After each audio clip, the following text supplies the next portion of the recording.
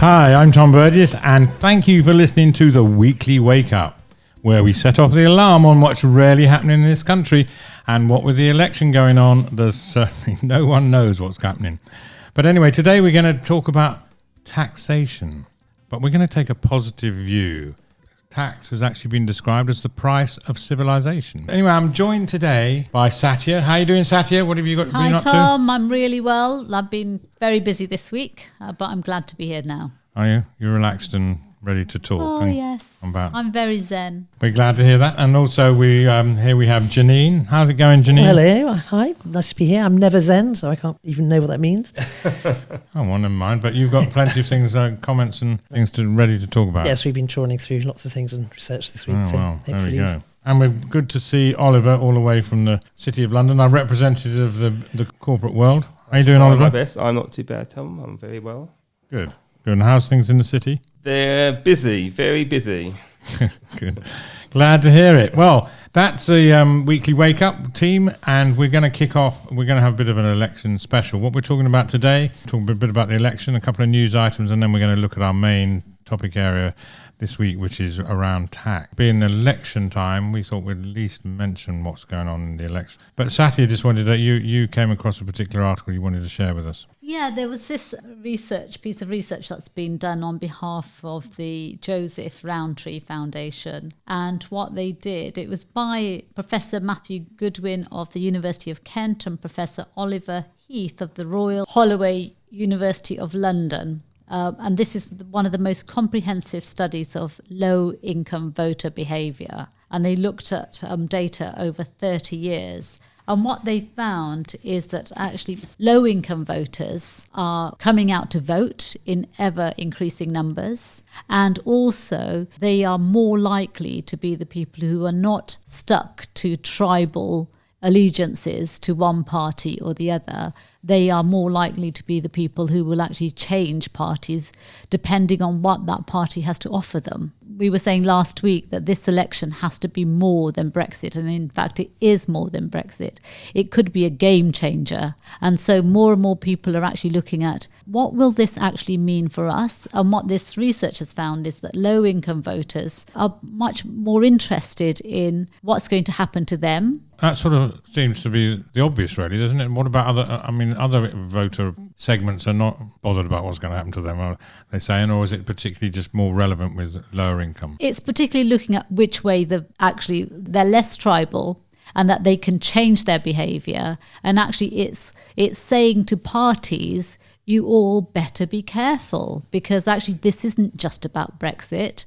And it will be the parties who say, there is a huge number of votes up for grabs here with lower income people. What are we going to do for them that actually is going to make them vote for us? Absolutely. And they're actually the most important people because they're the ones having a hard time. It should be our number one priority to make life better. I think it's also very interesting when it's been so tribal, and it's increasingly tribal the way that the government is responding, the parties responding to each other. It's very interesting to have that backlash and not having this other polarised allegiances as Brexit have between people that so ends up being so divisive. So I think that will make this very, very interesting, and let's hope it's not dominated by Brexit. Although this report says that, these left-right allegiances have re-emerged and there's a polarisation of that, but also people from those very areas that may have been sort of low-income, left-leaning voters are also very concerned about things like law and order, immigration and Brexit. It's actually very difficult for most parties to know exactly where to pitch themselves. Have they made any correlation between that category and what they're saying around their identity? You mentioned immigration. In my opinion, I feel we say it's going to be more than Brexit and about other issues, but I feel the two are intertwined, and I think the backdrop which led to Brexit is those issues which came to the fore. So it's almost like a catch-22, isn't it? It is very interesting, so in terms of, on the one hand, of course they get to vote for Brexit, and as you're alluding to, some of that was about immigration. And that becomes very, very confused too. But who's then interested in education, and which party they're going to go to if they care more about that or housing. Absolutely. So, I mean, it is going to be very fascinating to watch, and we can only hope that they'll behave very well in doing so. I just hope we focus on the real agenda. These issues of poverty and inequality and hardship and social and economic justice. And that's one way of summing it up was actually security. Security in your home, security in your job. Once you've got security, which can mean financial security, you can lead a better life because you can take better decisions and you've got choices. And that's what so many people do not have. And that's what needs to be resolved, and luckily there are ways of resolving it if only we can get people to pay attention. This election is going to be fascinating in terms of where do people go, what do the parties offer, because obviously low income voters are going to be looking at economic fairness. They're going to be looking at how are these people going to reduce the gap between the rich and the poor, and what am I going to get out of it as an individual. It'd be interesting because actually the parties are so divided on all of these issues at the moment. Too much on the parties. So one more last thing on this, if I may say, is that although it's only a few years since the last election, in terms of how the levels of interest in global warming and social media, it's just huge. So it's very interesting, and certainly in the younger generation, that the focus on things that weren't well-being and mental health. I mean, that's become so much higher in our agenda, even within a small amount of time. So it'd be interesting also how they're going to focus on those, not least to gather interest in voters, but also because they see the importance of that. Just hope it doesn't become too divisive. It's not us against them, or it's not, we're bashing the billionaires. We've got to work together on these sort of things and bring everybody together and get some action. Anybody else got anything else on the election you want to add at the moment? Okay, then. I'll stop you before we think of something else. Yeah, don't make us go there, Tom. Don't make us go there. We're a bit bored with it already, are we? But we need action there. So I'll just give you a couple of news items before we go on to the main chat. One is Living Wage Week, which is next week. It starts on the 11th of November. And there's a number of events planned, and also there's a special podcast coming out. We've just interviewed Catherine Chapman, the director of the Living Wage Foundation, for a series which we're doing with our partners, Taxpayers Against Poverty, and she talks about what's going on this week and gives you a good background, so we'll listen out for that.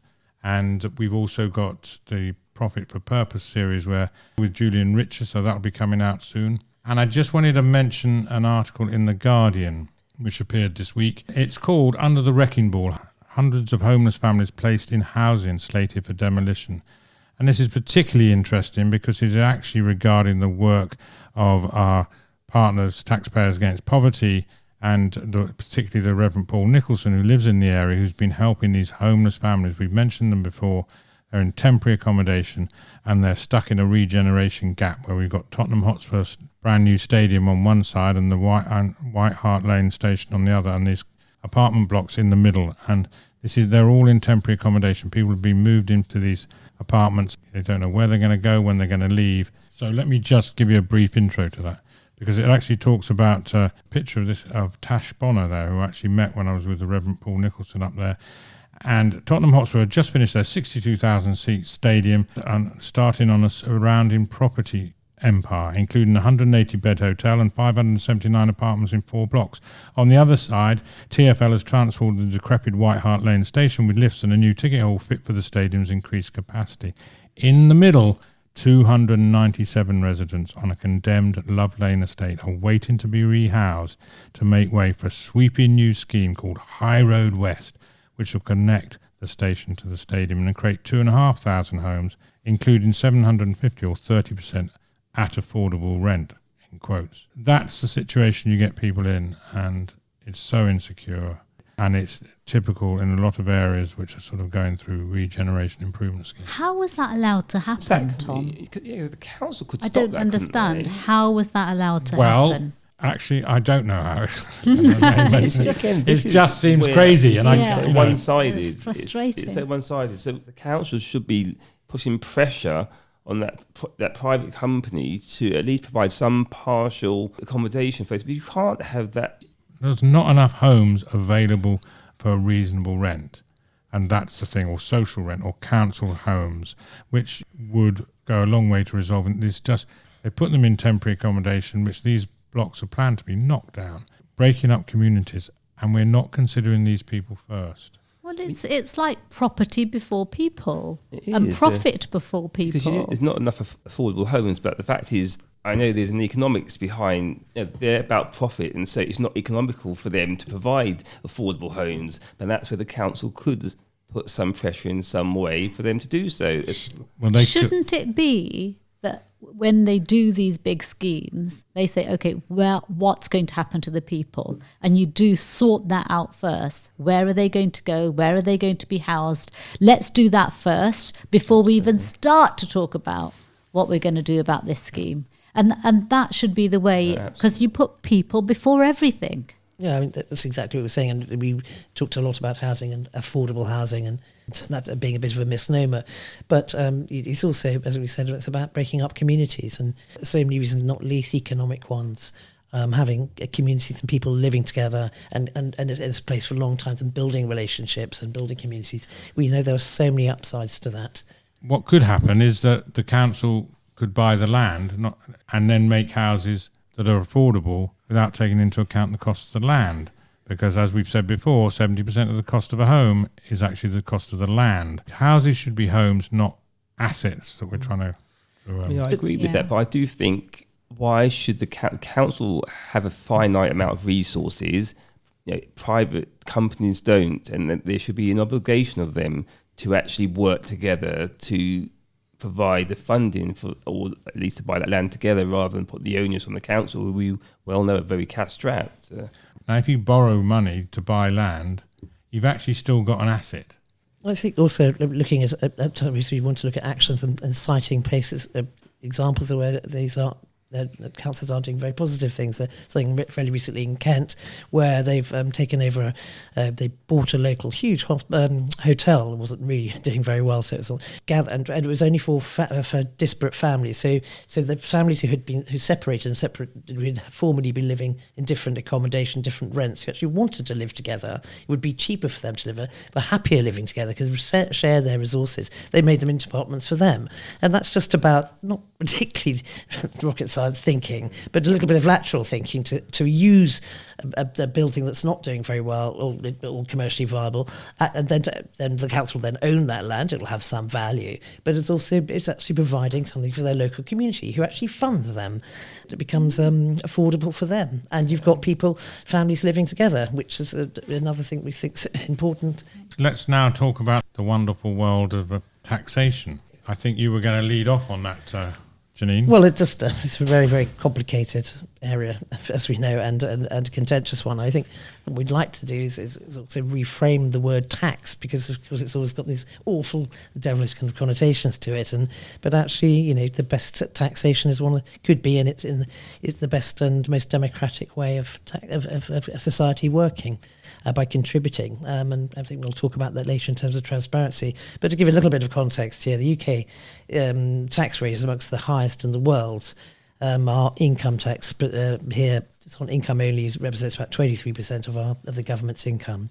And in fact, the poorest do pay more tax as a percentage here in this country.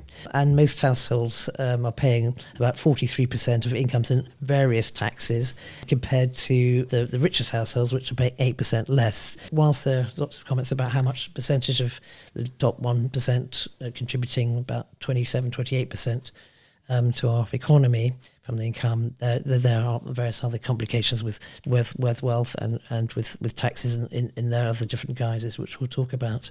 One of the points to be made is this difference between income and wealth, and what is the right thing to tax. It just seems crazy to me that we take income taxes and other taxes off people who have no money, and it's pointless. But we all create the wealth, but our current system means it's accumulated by a few. So it seemed logical to me that there should be a shift away from taxes on income for lower earners to taxes on wealth for those with higher levels of wealth. This is interesting in light of a report that if we taxed income from wealth that came from our work, at the same rate as we do it on the income from our wealth, we could gain about £90 billion over the 5 years. So we're looking at other capital gains or the wealthier getting paying more on the selling and buying of property. So it's again going back to income and wealth being two different things. I mean, I looked at that article and I was thinking, for me,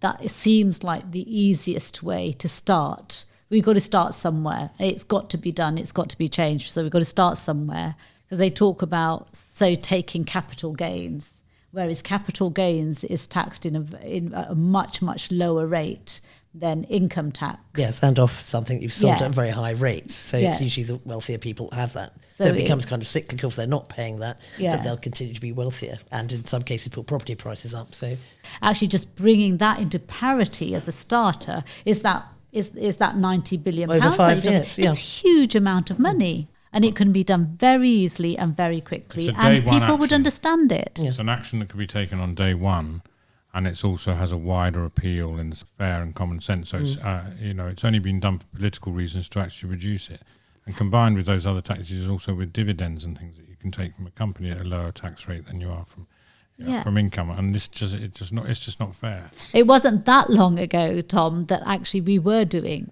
taxing wealth same as income, but then somewhere along the line it changed. Why are people paying income tax? Of 12.5 grand. As soon as you start paying income tax, that's still not enough to live off. So that's another thing that just doesn't seem logical to me. And if I had my way, I'd abolish income tax altogether, apart from on the higher earners.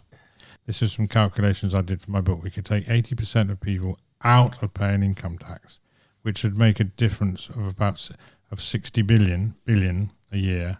So remember, the government budget is about 800 billion. If you put a 1% tax on people with wealth over $500,000, I can't remember the exact figures, but I can look them up for you, it would counteract that. And it would cause no hardship for the people with the wealth, because it's coming out of wealth, not income.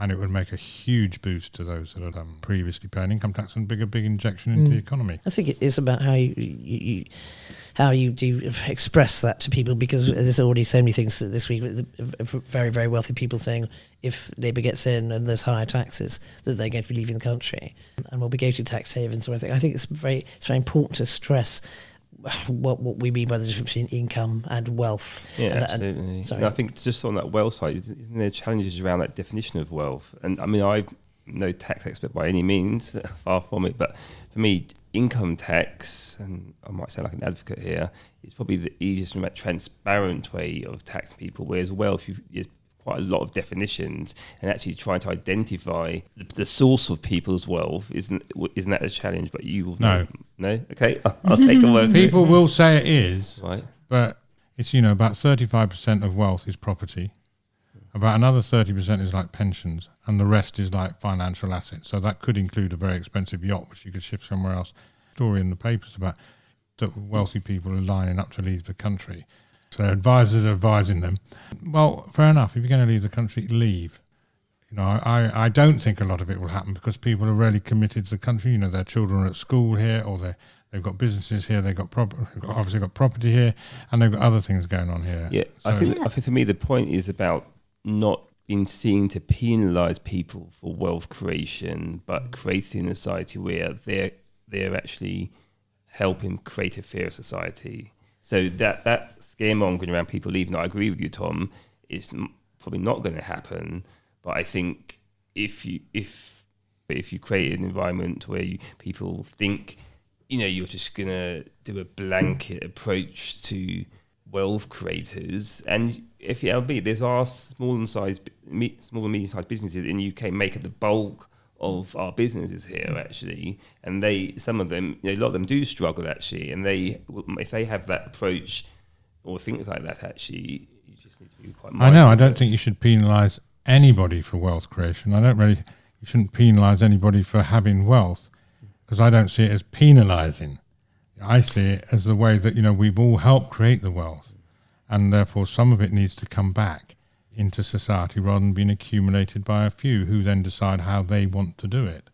Just think that system's wrong, and therefore one way of doing it is by taxing. But if you frame it as an investment in your country, it's a badge of honour to be contributing tax, which brings us to the other issue of sort of transparency. In the Nordic countries where you know how much people tax pay, because it's public information.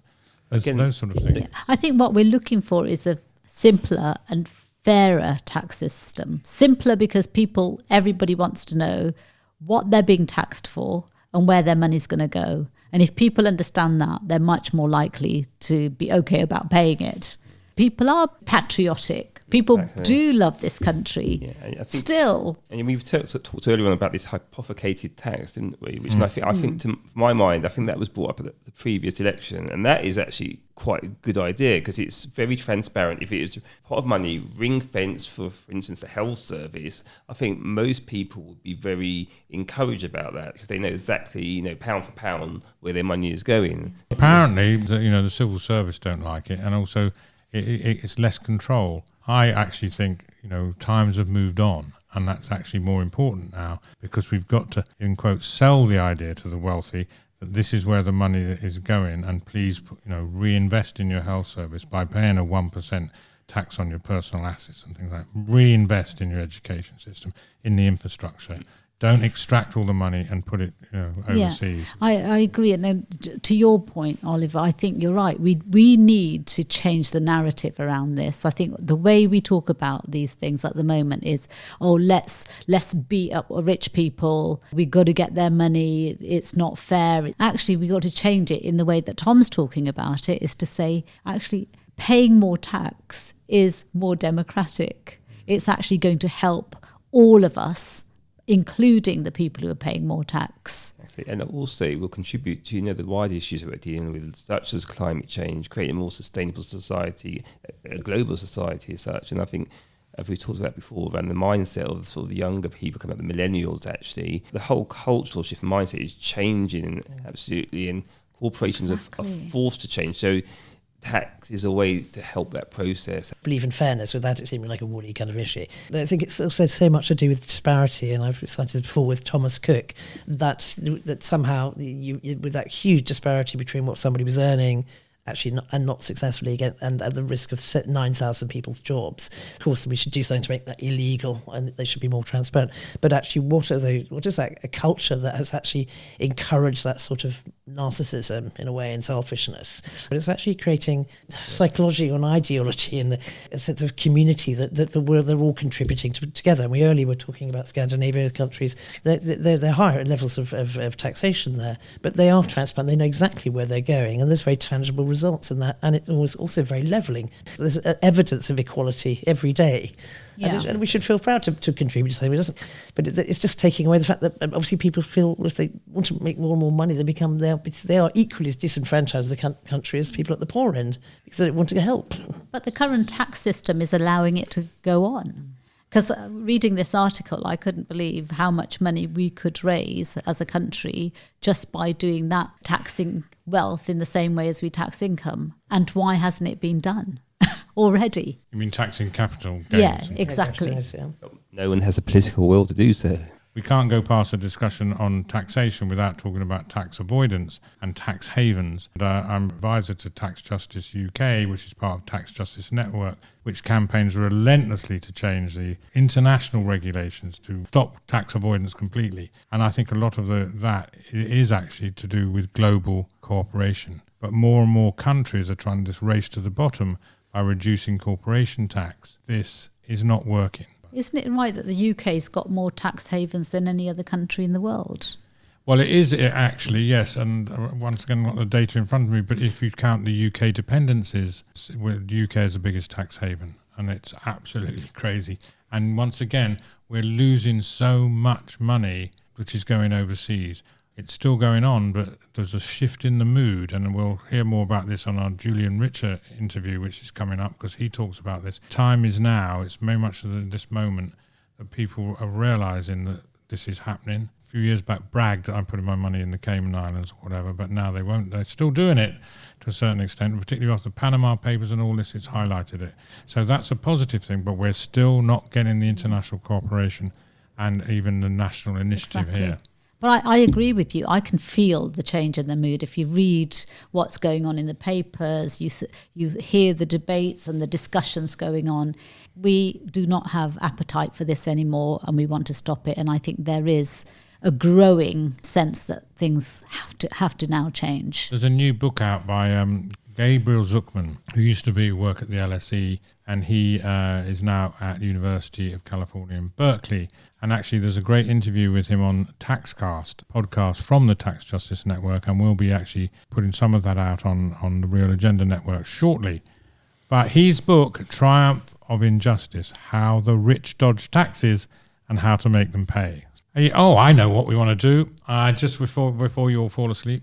We're wide awake. Exactly. We're wide We're riveted awake. by Hurrah! Weekly Wake Up. We haven't yet talked about property taxes and council tax. From my perspective, I would like to see council tax and business rates replaced by a land value tax, which is based on the value of the land. When you think about it, the council tax bands are like 25 years out of date.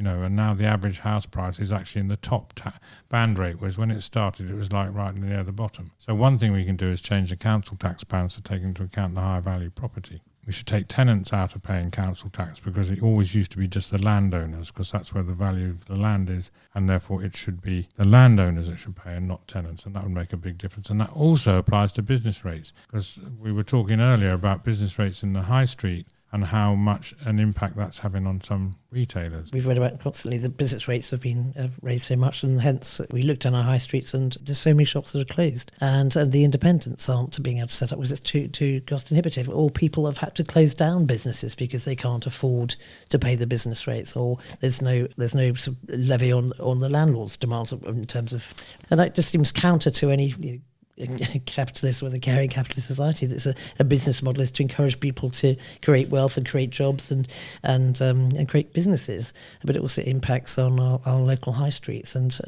I think we should encourage otherwise we're just also going to have just huge great big brands taking over, and I think even they don't want that. But this is a world of certainly more generation of more social entrepreneurs and artisans and things, and we've got to, I think it's really important to be able to, they have space, but and if they're not doing it, they're not contributing anything. Whereas it's at least like if they are doing it, they are contributing. Well, it would be very simple just to take tenants renting the business premises out of paying business, because the landlords are actually, they're the ones that the value is going up and they're benefiting, so they should be paying the tax.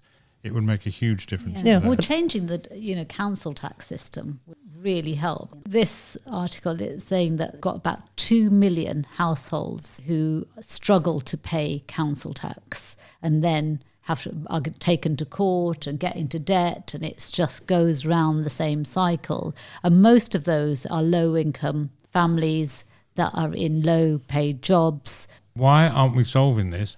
Because it's pointless trying to get money off people who haven't got it. And if we could put more money into circulation by taxing these people less, by making it, they would be spending more money, exactly. so incomes were higher. Yeah. And if we shifted some of the wealth into circulation, which it isn't, the wealth is being stored in these great big silos. Yeah. That's what It's I'm not saying in about circulation. Put it in Just circulation. think how much money we're spending on taking these people to court. It is. I can give you the Actually, figures. so It's crazy, but it it's is. madness. It's And absolute madness. It ruins people's lives. Just in terms of call to actions, generally this week, one of our partnerships organisation, Compassion in Politics, have launched Stop the Nastiness campaign. This involves being able to contact your local councillors and MPs and send them actually a letter that's already been set up by the Compassion Politics team, which calls for all MPs across the parties to actually behave with the highest code of conduct and manage their language and listen, because sort of clearly in light of what we've seen recently, it's not only been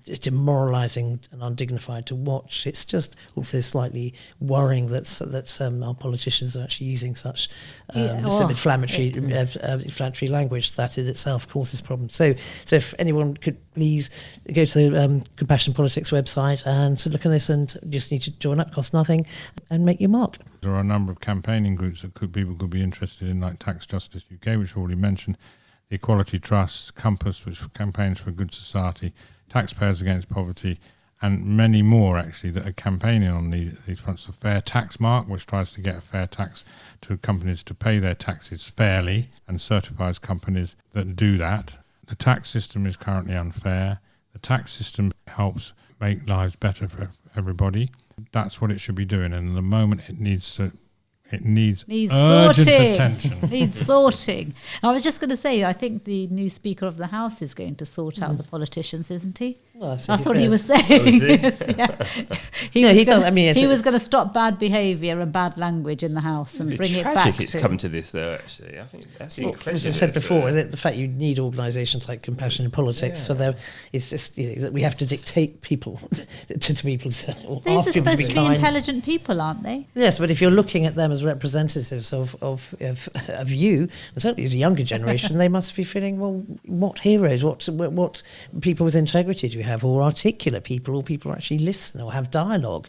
And again, it's the usual polarised shouting match, which I don't know how history or how our society can move forward without that middle ground conversation. Okay, well, thanks for that. That's about all we've got time for, as they say. We've been covering a few issues here today, which is actually great. Well, the message we're trying to get over is that there are answers to some of these problems. We have to work together to make them change. It's not about bashing one group against the other. We've got to work together, and we've got to push our elected representatives, and now's the opportunity, those that are actually got some integrity, some credibility, to actually bring change so that it benefits all of us in society. I think we've got to have faith in our society, in our people. I think everybody wants to do good, and I think if we think about it like that, we would get further down the road. As Words if we of didn't. George Michael. Sorry, I've got to have faith. Sorry, the song just You got to have faith. Yeah, I was going to sing it then. Go on then. George Michael, yeah. Oh no, you wouldn't like that song. Absolutely. Thanks very much for listening. We hope that we've woken you up a bit and given you some idea of what's going on, and that we can actually bring change. If you'd like to contact us, you can reach us on info@realagenda.org, or contact us via our website, realagenda.org. And special thanks to our sponsors, the Reverse Media Group, one of the fastest growing search and media companies. Find out why at reversemediagroup.com. And don't just take our word for it. Reverse Media Group has just been listed as the 9th fastest growing private tech company in the UK. So what's coming up on the Real Agenda? We've got the Julian Richer interview on the Profit for Podcast series. We've got a special program next week for the Living Wage Week, which is next week, from Taxpayers Against Poverty. We've got an American edition in the bag, which should be coming out soon. And of course, the Weekly Wake Up will be back next week. So once again, thank you for listening. And thank you for the team. You still there, team? Yes. We are. Still here. Do you want a mince pie? Too early. Oh, I'd Too love a early. mince pie. I've got a mince pie, actually, if you'd like one. Oh, it's not December. Anyway, so just you want to say goodbye, everybody? Yeah, so it's goodbye from me, Satya. Goodbye from me, and thank you from Janine. Bye from Oliver.